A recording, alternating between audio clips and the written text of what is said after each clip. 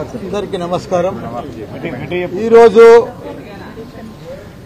బంగారం లాంటి తెలంగాణను కాంగ్రెస్ ప్రభుత్వం వచ్చినాక అతలం కుతలం చేస్తున్నారు.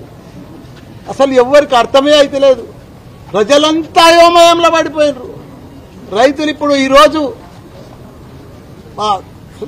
సురేందర్ రెడ్డి నా అగ్రికల్చర్ ఆఫీస్లో 52 ఏళ్ల వయసు ఈరోజు మేడ్చల్ల ఊరేసుకొని చనిపోయిండు రుణమాఫీ కాలేదని.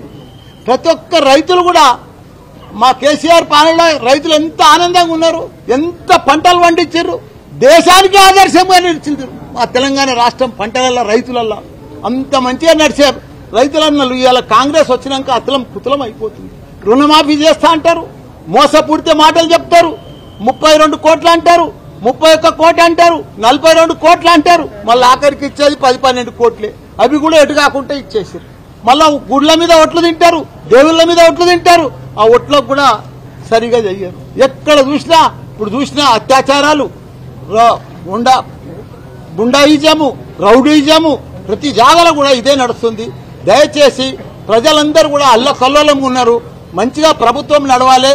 కాంగ్రెస్ ప్రభుత్వం వచ్చినాక పెద్ద పెద్ద స్కీములు చెప్పిర్రు, కానీ వాళ్ళు ఏం ఇంప్లిమెంట్ చేయలేకపోతున్నారు. రైతులను కూడా రుణమాఫీ చేసి రైతులను ఆదుకోవాలని కూడా, మిగతా రుణమాఫీ చేసి ఆదుకోవాలని కూడా కోరుతున్నా. అందరికి కూడా నమస్కారం.